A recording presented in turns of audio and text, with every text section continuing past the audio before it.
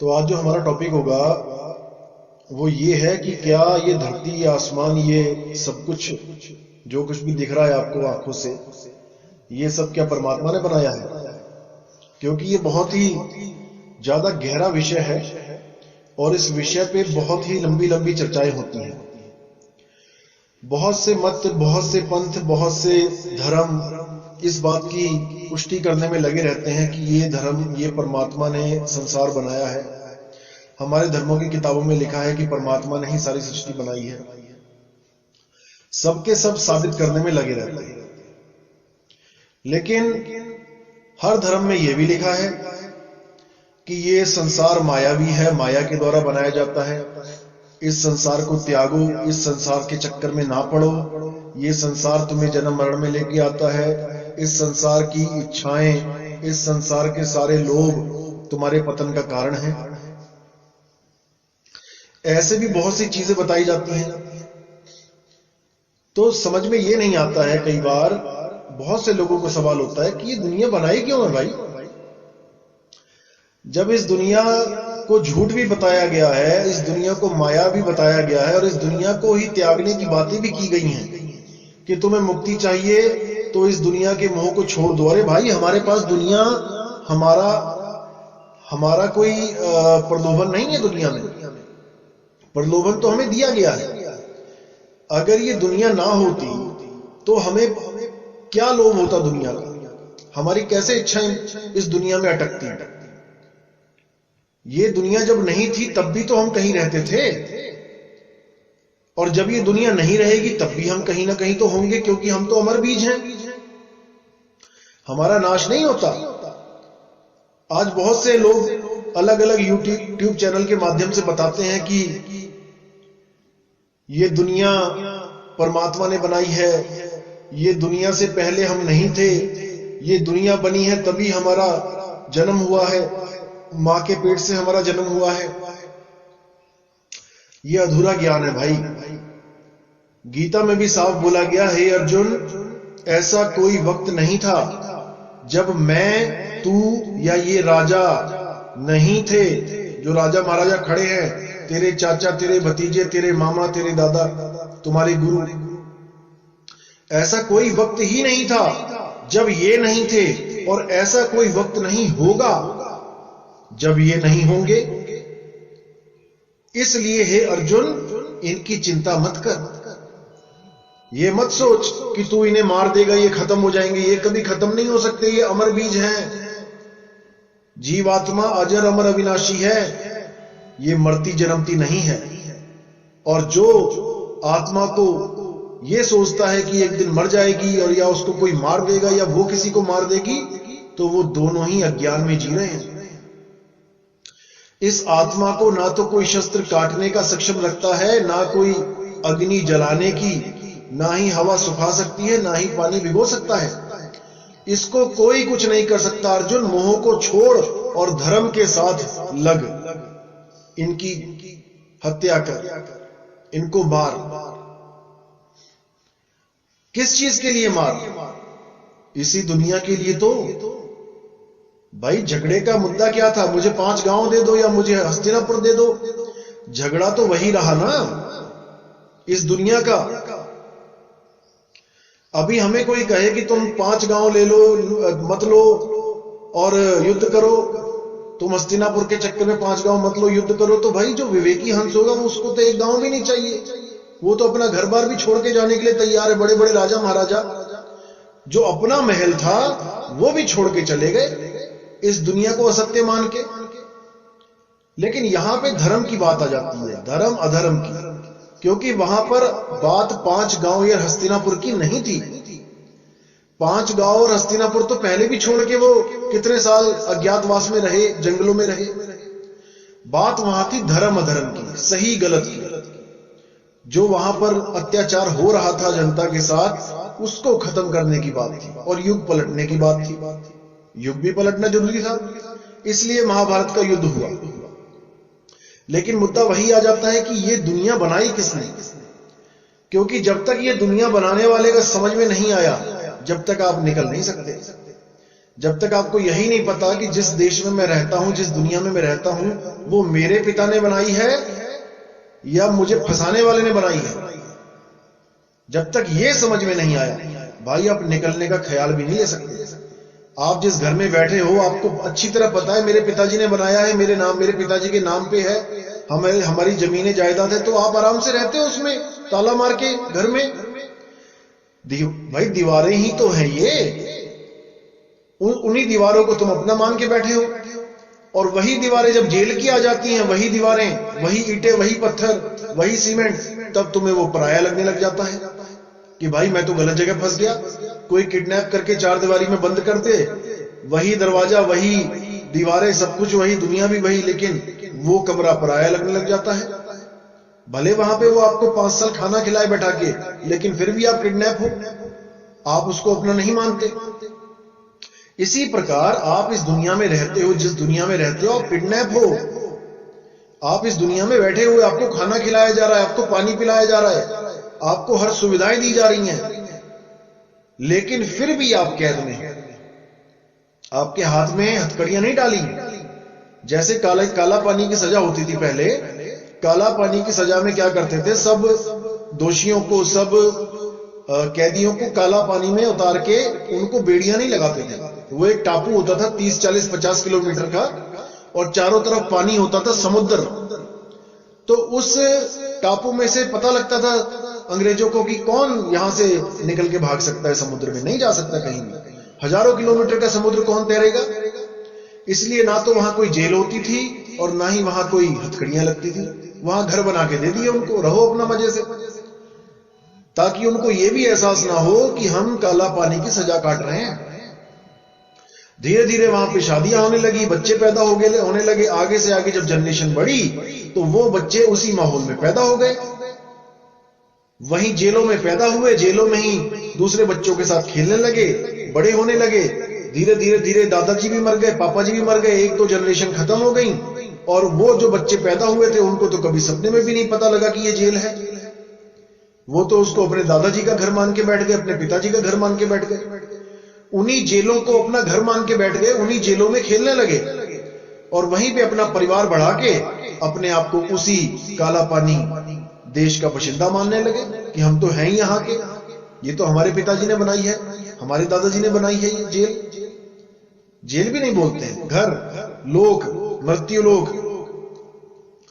लेकिन इस लोक का नाम ही मृत्यु लोक रखा हुआ है। इस पे भी किसी को समझ में नहीं आता कि अगर परमात्मा ने अपना ये देश बनाया होता, अगर घर बनाया होता, तो कौन अपने घर का नाम मृत्यु लोक रखता है? स्वर्ग लोक रखता है, आनंद लोक रखता है, और भी कई नाम हैं सुंदर सुंदर जो नाम रखे जाते हैं। देखो किसी के घर के पास जाओगे तो वहां पे कितने सुंदर नाम रखे होते हैं, मधुवन कुटीर, ऐसे ऐसे नाम रखे होते हैं। लेकिन इस लोक का क्या नाम रखा भाई? मृत्यु लोक। मृत्यु लोक इसलिए रखा गया क्योंकि यहां पर कोई भी अचल नहीं है, यहां सब जग चलनहार। यहां कोई भी ऐसा नहीं है जो यहां पे टिक जाए। इस दुनिया में कोई टिक नहीं सकता। यहां पे तो चलो चलो लगी हुई है, एक आ रहा है, 2 जा रहे हैं, 2 आ रहे हैं, 1 जा रहा है, 1 आ रहे हैं, 2 जा रहे हैं, चलता ही चला जा रहा है, ये कोई रोक नहीं है। इसीलिए कबीर साहब ने पुष्टि करी कि ये हमारे परमात्मा का घर नहीं है, यहां पे हम अज्ञानतावश रुके हुए हैं, और अज्ञानतावश ही हम बार बार यहां आ रहे हैं, जा रहे हैं। इसीलिए साहिब ने बोला, रहना नहीं देश बेगाना है। ये बेगाना देश है भाई, इस देश में हमने नहीं रहना। यह संसार कागज की पुड़िया, बूंद पड़े घुल जाना है। देखने को लग रही है ये मिट्टी मोटी मोटी, और कितने ही अंदर गहराई में नींवें खोद खोद के ऊंची ऊंची बिल्डिंगें बना ली हैं, लेकिन ये बिल्कुल उसी तरह है जैसे दूध के ऊपर मलाई होती है, कहीं से मोटी जम जाती है, कहीं से पतली जम जाती है, लेकिन मलाई में उंगली मारोगे तो नीचे पानी ही पानी है। इसी प्रकार इस धरती के नीचे भी पानी है, और उसके नीचे भी अंदर जाके लावा है। ये दूध के ऊपर मलाई की तरह है ये धरती। ये धरती, ये संसार कागज की पुड़िया। जैसे कागज होता है, अखबार ले लो, कितना कुड़कुड़ा होता है। सुबह सुबह अखबार आपके घर में अखबार वाला फेंकता है, उस कागज को आप हिलाओगे, देखो कड़कड़ बोलता है, लेकिन उसी अखबार को एक बार पानी में डुबो देना, एक बाल्टी पानी में, उसी अखबार की क्या हालत हो जाएगी। इसी तरह ये धरती की हालत हो जाएगी। जब महाप्रलय आती है तो पानी में सब कुछ बह जाता है, सब बिल्कुल धरती का नामो निशान खत्म हो जाता है, पानी में ही जलमग्न हो जाती है ये। तो इसीलिए बोला है कि यह संसार कागज की पुड़िया, बूंद पड़े गल जाना है। कहां घर बनाओगे, कहां मकान बनाओगे, रहना नहीं देश बेगाना है। यह संसार कांटे की बाड़ी, उलझ पुलझ मर जाना है। अब कांटे की बाड़ी क्या है? ये हमारे जितने भी रिश्ते नाते, जितने भी हमारे ध्यान को खींचने वाली कोई भी चीज है, ये कांटों की तरह। जैसे आप कपड़े अच्छे पहन के जाओ किसी जंगल में और वहां बहुत सारी कटीली झाड़ियां हो, तो नाना करते भी आपके कपड़ों में इतने कांटे लग जाते हैं, आपके कपड़ों को फाड़ने में लग जाती हैं वो झाड़ियां। इसी प्रकार आपकी जो सूरत है उसको अटकाने के लिए हजारों तरह के खेल चल रहे हैं इस दुनिया में। आपकी चुन्नी, कोई लेडीज जा रही है, उसकी चुन्नी में कांटे लग गए, किसी कटीली झाड़ी में कहीं अटक गई उसकी चुन्नी। अब वो अगर खींचेगी तो वो फट जाएगी। इसी प्रकार हमारी जो सूरत है, हमारी सूरत कांटों में उलझ गई है। कांटे क्या हैं? ये जितने भी हमारे रिश्तेदार हैं, जितने भी माँ बाप भाई बहन, ये कोई बॉस, नौकरी धंधा काम मकान दुकान, ये जितने भी हमारा सूरत, जहां जहां हमारी सूरत उलझी हुई है, ये सब कांटे हैं। कबीर साहब कहते हैं कि अगर इसको एकदम खींचोगे तो ये नहीं बात बनेगी। इसको समझ के धीरे धीरे, एकदम खींचे का मतलब क्या होता है कि एकदम वैराग ले लिया जी, मैं तो जा रहा हूं जी, अभी अभ्यास किया नहीं, कोई शब्द की परख करी नहीं कि शब्द कैसा है। देखा होगा आपने अलग अलग सिद्धांतों में, अलग अलग आश्रमों में कितने ही लोग सन्यास लेके बैठे हैं, लेकिन क्या होता है? गड़बड़ हो जाती है। क्यों हो जाती है? क्योंकि शब्द नहीं है वहां पे, शब्द का असली भेद नहीं है वहां पे। शब्द का असली भेद होगा तो टिक जाएगा बंदा, लेकिन शब्द ही नहीं है वहां पे, भेद ही नहीं है, तो नहीं टिक पाएगा। तो कहते हैं एक एक करके कांटा हटाओ, सत्संग को सुनो समझो, और उसके बाद सत्संग के द्वारा विवेक कर करके एक एक से अपने मन को निकालो। धीरे धीरे धीरे धीरे करके सारे कांटे निकल जाएंगे और आप उस मालिक से जुड़ जाओगे। यह संसार कांट की बाड़ी और उलझ पुलझ मर जाना है, रहना नहीं देश बेगाना है। यह संसार झाड़ और झाखर, आग लगे बर जाना है। ये जितना भी संसार आपको दिख रहा है, ये केवल चलता हुआ दिखाई दे रहा है। असल में ये सब मृत हैं, ये सब मुर्दे हैं। हम एक दूसरे को जिंदा समझ रहे हैं कि ये भी जिंदा है, वो भी जिंदा है, जो चल रहा है वो जिंदा है, जो मर गया वो मृत है, लेकिन ऐसा नहीं है।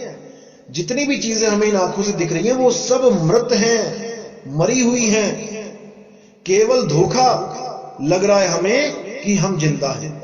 यही चीज अर्जुन को भी समझाई गई कि हे अर्जुन, जो तुम्हें ये सब दिखाई दे रहे हैं ये पहले से ही मरे हुए हैं, क्योंकि जो चीज मृत है तुम उसी को देख सकते हो, जो चीज अमर है तुम्हारी दृष्टि उसको नहीं देख सकती। तुम्हें क्या दिखाई दे रहा है? ये 5 तत्वों का शरीर, उसमें खून निकलता दिखाई दे रहा है, हवा चलती, सांस चलती दिखाई दे रही है, गर्मी दिखाई दे रही है, थर्मामीटर से नाप रहे हो। ये सब जो भी चीजें दिख रही हैं भाई, ये तो मृत हैं। इनको जो चला रहा है उसको देखो, वो कौन है? वो है अमर जीव, वो अमर जीव है। जब तक अमर जीव को नहीं जान पाओगे कि जीव अमर है, कैसे इस शरीर में फंसा, कौन से द्वार में से इस शरीर में आया और कौन से द्वार से वापस जाएगा, जब तक इसका बोध नहीं होगा, जब तक बात नहीं बनेगी। अब कोई कहता है कि ये नाभि द्वार से आया, कोई कहता है ये हृदय से आया। कुछ लोग स्वास्तिक, आपने स्वास्तिक देखा होगा, स्वास्तिक में क्या होता है? स्वास्तिक एक ऐसी चीज है जो वेदों में पुराणों में भी आई है। अब कुछ लोग स्वास्तिक को लेके बैठ जाते हैं कि स्वास्तिक ही सार शब्द है, स्वास्तिक 52 अक्षरों से परे है, स्वास्तिक ही सब कुछ है। इस स्वास्तिक के ऊपर भी सत्संग करूंगा।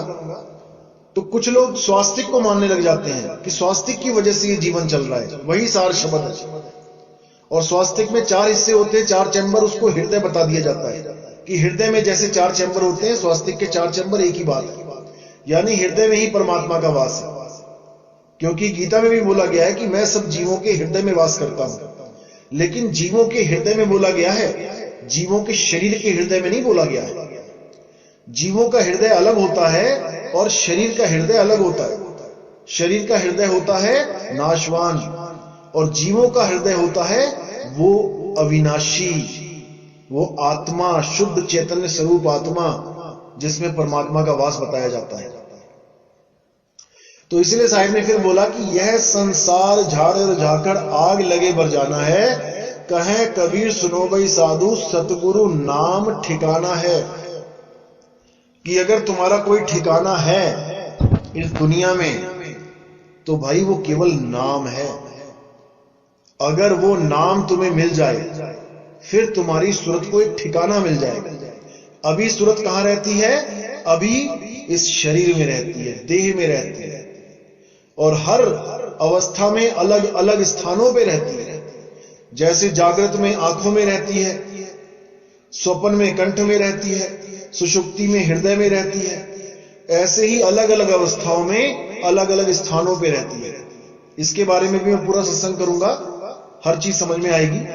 लेकिन जब शरीर त्याग देती है तब कहां रहती है? मुद्दा यह है, शरीर त्यागेगी और ठिकाना नहीं मिलेगा तो वापस किसी ना किसी शरीर में प्रवेश करेगी।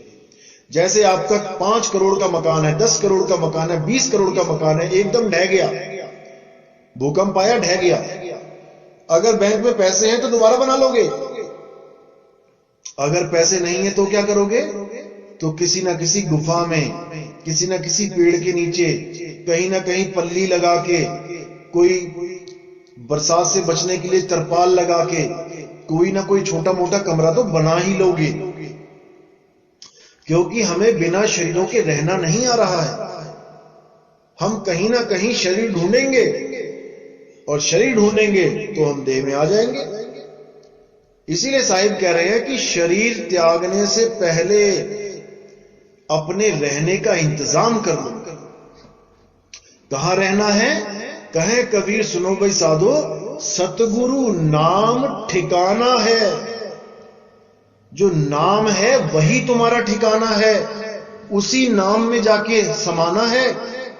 और वो नाम कभी नाश नहीं होता, उस नाम का कभी नाश नहीं होगा, क्योंकि वो सत्य है, सत्य नाम है। उसी सत्य नाम में जब आपकी सूरत लग जाएगी, आप इस देही को ऐसे छोड़ दोगे जैसे किराए के कमरे को तब छोड़ दिया जाता है जब हम अपने घर को जाते हैं, खुशी खुशी। कोई बंदा किसी दूसरे शहर में पूरा सारी उम्र काम किया उसने, अब जब वो रिटायर हो गया, सरकार ने पैसे दे दिए, तब वो क्या कर रहा है? उस शहर को, उस घर को, उस किराए के मकान को, सरकारी क्वार्टर को खुशी खुशी छोड़ रहा है और अपने घर को जा रहा है। इसीलिए बोला गया कि संत मुए क्या रोइए, जो अपने ग्रह को जाए रोवो साकट बापुरा, जो हाटो हाट बिकाए। संत किसको बोला गया है? जो अपने घर की जानकारी रखता है, जो खुद भी जानता है मैं कहां जाऊंगा, और अपने शिष्यों को भी वो भेद बता के जाता है कि बेटा अगर तुमने भी वापस आना हो घर को, तुम ये काम कर लेना, ये चीज अच्छी तरह समझ लो, अगर तुमने भी वापस जाना है तो कहते संत मुए क्या रोइए, जो अपने ग्रह को जाए, जो अपने मालिक के पास जा रहा है, जो अपने असली घर को जा रहा है, उसके मरने पे क्या रोते हो भाई?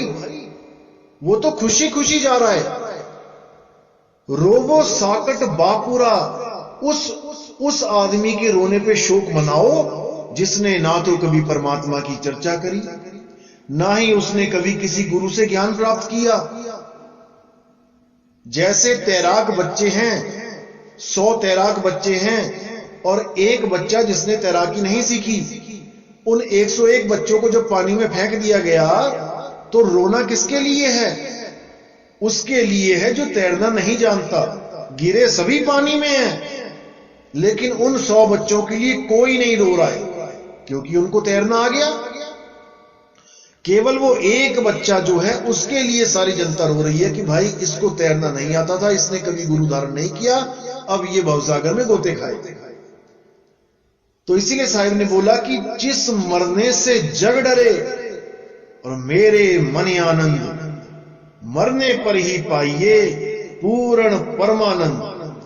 आज जो लोग कहते हैं कि शरीर के अंदर ध्यान लगाओ, त्रिकुटी में ध्यान लगाओ, ये त्रिकुटी जो होती है ये योगियों का 10वां द्वार होता है। कुछ लोग गलत फहमी में डाल रहे लोगों की योगियों का 10वां द्वार वो है, कोई और है। नहीं, जितने भी योग पंथ चल रहे हैं A to Z सब इसी को 10वां द्वार बोलते हैं। किसी भी बड़े बड़े संत महात्मा की किताबें देख लेना, वो 10वां द्वार इसी को ही बोला गया। कोई एक बिरला ही होता है, गुप्त होता है, जो इसको 10वां द्वार ना बोले। योगियों का, सिद्धों का 10वां द्वार यही है। यहां तक कि सिद्धों का जो इष्ट है भोले शंकर, वो भी सांकेतिक ज्ञान तीसरा नेत्र यहीं पे खोला गया है, यहीं पे बताया गया है सारा कुछ। बड़े बड़े संत महात्मा यही बता रहे हैं, यही 10वां द्वार है लोगों का। इसी को तीसरा तिल बोल दिया जाता है, इसी को शिवनेत्र बोल देते हैं। तो कहते हैं जिस मरने से जग डरे मेरे मन आनंद और मरने पर ही पाइए पूर्ण परमानंद। क्योंकि मरने पर ही आपको वो आनंद प्राप्त होगा कि शुक्र है अब मैंने वापस नहीं आना। क्योंकि आनंद तो आपको परमात्मा देता ही रहेगा।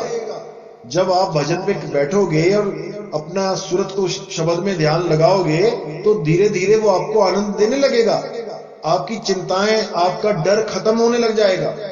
लेकिन आप बार बार अनुभव करके जब इस शरीर में आओगे तो आपके अंदर यही होगा कि मैं कब जाऊं, कब हमेशा के लिए यहां से छुटकारा पाऊंगा। आनंद तो वो दे रहा है परमात्मा, लेकिन एक लगातार, एक सदा सदा का आनंद तब ही मिल पाता है भाई, जब इस शरीर को सदा के लिए त्याग के अपने स्वरूप में स्थित हो जाओ। उसके बाद ना रहेगा बांस और ना बजेगी बांसुरी। उसके बाद आप वापस नहीं आओगे। सदा सदा के लिए आपकी सूरत शब्द में समा जाएगी। और इस शब्द में समाने के लिए ना तो आपको किसी जाप की जरूरत है, ना अजपा जाप की जरूरत है, और ना ही किसी अनहद नाद की जरूरत है जो कानों में उंगलियां डाल के आप सुनने की कोशिश करते हैं। कानों में उंगलियां कब तक डालोगे? जब तक हाथ है। हाथ कट गया, पैरालाइज हो गया, लकवा मार गया, फिर क्या करोगे? फिर क्या घर वालों को बोलोगे भाई मेरे कानों में उंगलियां डाल देना, मैंने परमात्मा से मिलना है? ऐसा बिल्कुल नहीं। आंख न मूंदो, कान न रूंदो, तनिक कष्ट मत धारो, खुले नयन पहचानो हंस हंस, सुंदर रूप निहारो। खुले नयन होगा, नयन खुले होंगे संसार की तरफ। संसार में सब 5 तत्व दिखाई दे रहे हैं, लेकिन सूरत कहां होगी? 5 तत्वों से परे। कुछ लोग सोचते हैं कि अगर उस दरवाजे से निकल जाएंगे तो आगे भी प्रकृति मंडल है। अरे नहीं भाई, वहां प्रकृति मंडल नहीं है। प्रकृति मंडल केवल वहां तक है जहां तक तुम्हारी दृष्टि जा रही है, तुम्हारी, ना कि सामने वाले की। ये बहुत गुप्त रहस्य है। इस गुप्त रहस्य को तब जानोगे जब तुम्हें शब्द का अनुभव हो जाएगा। तब पता लगेगा कि वहां न जल है, न पानी है, न हवा है, न अग्नि है, न आकाश है। वहां 5 तत्वों से न्यारी अवस्था है वो शब्द में, शब्द की अवस्था है वो। वहां 5 तत्व नहीं है। लेकिन ये अनुभव का विषय है, करने का विषय है, कथनी का विषय नहीं है। तो इसको अच्छी तरह समझ के परमात्मा के सही रास्ते पर चलना है। दुनिया क्या कहती है उसको कहने दो। दुनिया ने तो अड़चने डाली ही हैं, अब भी डालेंगी, कोई बात नहीं। हमने अपने रास्ते पे चलते जाना है, हमने सत्य का साथ देना है। तो आज का सत्संग यही समाप्त करते हैं। बोले सतगुरु बंदी छोड़ कबीर साहिब की जय।